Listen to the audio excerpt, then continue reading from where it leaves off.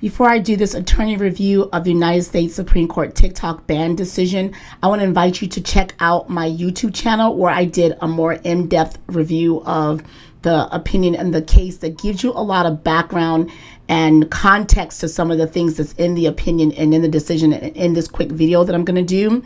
And you should follow me there anyway, because we just never know. There's only about 200 views in that video, but I've gotten great feedback that people told me that it was really a great explainer. Also, if you're watching this on TikTok, I have a playlist that has about 43 videos. It goes back as far back as 2021 because I've been watching this and reporting on this account since then. And that playlist also includes that video. So if you feel more comfortable watching it on YouTube, on TikTok, you can watch it there. Anyway, so let's get started. So TikTok had a really tough challenge because it was asking the Supreme Court to consider the fact that by the government requiring its parent company ByteDance to sell it off and divest itself, that was abridging its First Amendment free speech. It wanted the Supreme Court to look at it the way the Supreme Court would treat an individual person like me. Say, for example, I was interested in animal rights. The government could not abridge upon my rights to speak out about animal rights, write an article about animal rights, join an animal rights advocacy organization, or protest on behalf of animal rights. If the government wants to do that, they have to have a compelling state interest to stop me, and it has to be narrowly tailored. Now, that's the standard. However, in the United States, the government can indeed restrict speech under what's called time, place, and manner, which is content neutral, meaning that we're not really restricting your speech. Your speech can continue. We're just telling you we have parameters. So, for example, if I want to join a protest, the government has the right to say you have to get a permit, you have to get liability insurance, you have to make sure it fits on our calendar, and you have to pay a fee to pay for our police officers. So we're not telling you can't speak, we're telling the restrictions on the content. So if the Supreme Court thinks that this is a content neutral restriction on speech, then it doesn't have to do strict scrutiny. Then whatever the government do in terms of having a ban or having a divestiture, so long as it's reasonably meets the compelling or the interest of the government of national security, that's enough. It's the lower standards. So that was the challenge.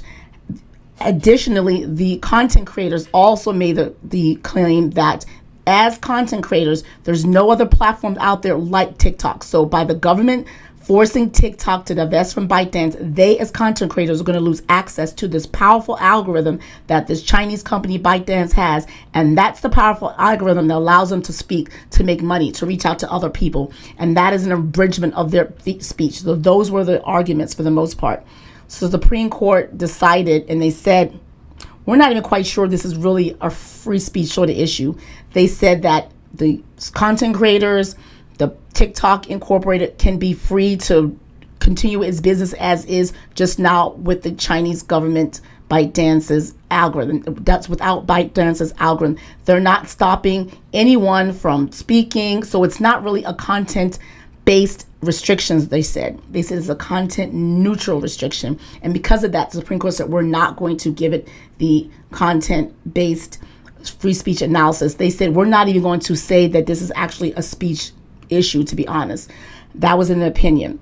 And Supreme Court's opinion also pushed back against ByteDance, saying that this law was under-inclusive because they have other Chinese-based apps like Shein and Temu that collects a lot of data information, but they were not included. To that, the Supreme Court said, well, who said it has to be over-inclusive? This act just covers you all, but there's nothing stopping the government. So hello, Temu, hello, Shein, look out, from having an act or having a law banning those two as well. This is about you. So as this is about you, that's good enough. And because we're not doing that strict scrutiny argument, the national security concerns based on the data and the information that was presented to us exist, and we feel like the ban or divestiture was a reasonable means of meeting that interest of national security. Again, it's a different standard. If to make you understand the standard language, if it's confusing, a lot of people understand in the criminal context, if the government's going to convict you for unaliving someone, the government has the burden of bringing the evidence beyond the reasonable doubt. If there's any doubt in the evidence the government presents in their case that causes the jury or the judge to doubt whether or not that person did it, they will get acquitted. They go off scot-free. That's compared to other standards like reasonable suspicion, all these other standards where if it's enough evidence, yeah, you did it, go ahead. So that's the difference. TikTok needed the government to do the strictest scrutiny, because if they did, they could say a ban was too much, and these other options are available to them that they didn't consider.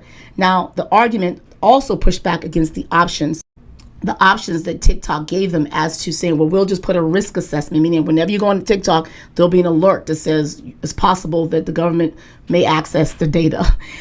They said we can do a forfeiture, meaning that we'll give you access, and if you catch us submitting data, you can find us, we'll let you monitor it. To which the Supreme Court said, one, that not really a good solution. Just letting people know wasn't necessarily deal with the national security concern. And also the option of giving the government access to the data flow doesn't help, because you guys have already said that it's about 1,000 engineers in China and the data flow is constant and nonstop. They said if Oracle, which is a tech organization that houses all the data in Virginia, is incapable of monitoring and tracking the data flow between ByteDance and TikTok United States, how is the government, the FBI, wouldn't possibly be able to do it? So all of the solutions that TikTok offered were not sufficient. Justice Sotomayor said she agreed with most of the opinion. Her only issue was the part where the opinion said that they're not even quite sure this is a First Amendment concern. On behalf of the content creators, Justice Sotomayor says, oh yeah, it is definitely a speech. In any time that the government is going to stop a conduit for speech of going forward, then it's speech. TikTok is a conduit. And to the content creators, saying that the ByteDance algorithm is its conduit for speaking, that is a First Amendment. And that it's no doubt that she didn't like the fact that they were saying this isn't necessarily even a speech issue. Justice Gorsuch had 4 concerns. One of the concerns is the slippery slope. I mentioned that there's a term called covert content manipulation. That is the concern, the national security concern of the government. It's a phrase that's been used a lot. Justice Gorsuch says that is kind of so close to editorial discretion. And so it's a slippery slope. So he's like, we got to be careful here. The second concern, he says that the Supreme Court made their decision without looking at the secret data that the United States government gave them access to, because he said the government did not give TikTok, ByteDance that access to that data, and he didn't want to make a decision. He didn't think it was fair if they were looking at information that the ByteDance didn't have information to. So he just wanted to go on record to say that we did not look at that secret data, though it was available to us. The third concern, if you remember during oral arguments, Justice Gorsuch had a lot of questions about the data security and data exchange. And so he said that a lot of the reason he's going with this is because it's a true concern. It's real.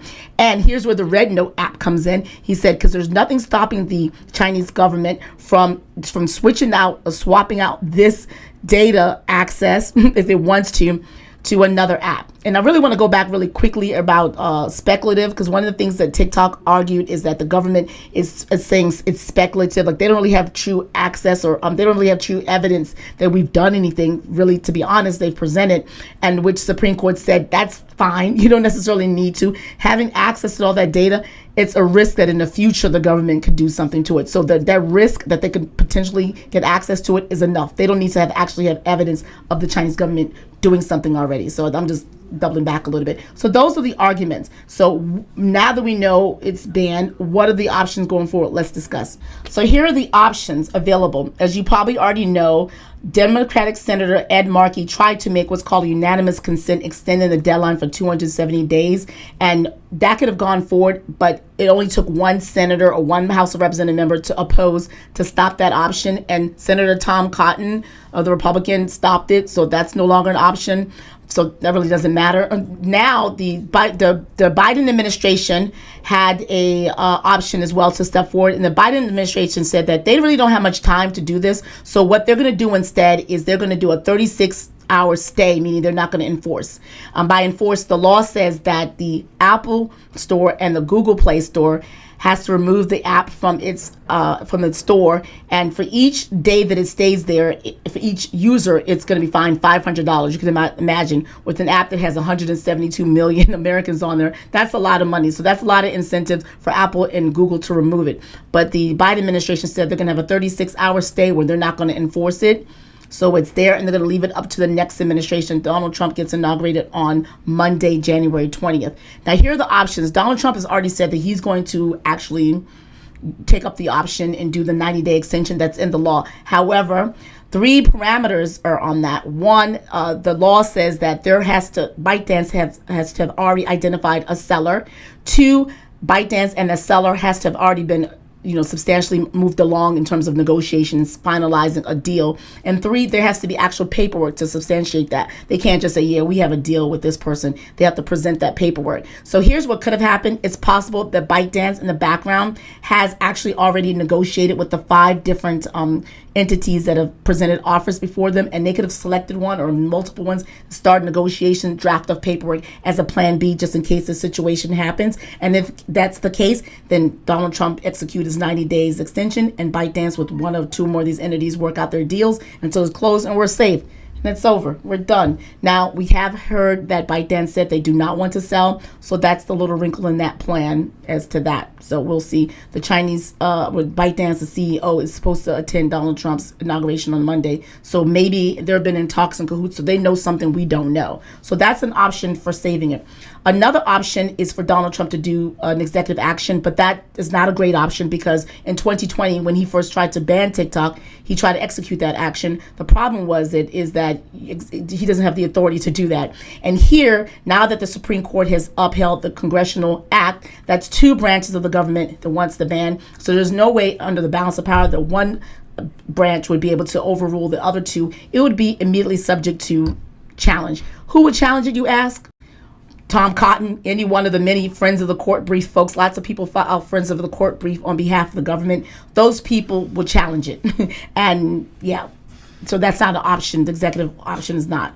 A third option that could possibly play is that there could be a technical fix. So remember I said during the oral arguments, the Elizabeth Perlagar said that she heard for the first time about some firewall that Noel Francisco, who was representing TikTok, brought up during the oral arguments. And so there could be some technical fix. So there could be some situation or some scenario where the government and TikTok get back together and they start discussing this technical fix that could actually solve the problem and alleviate the need to actually even divest and sell, and the government may be satisfied.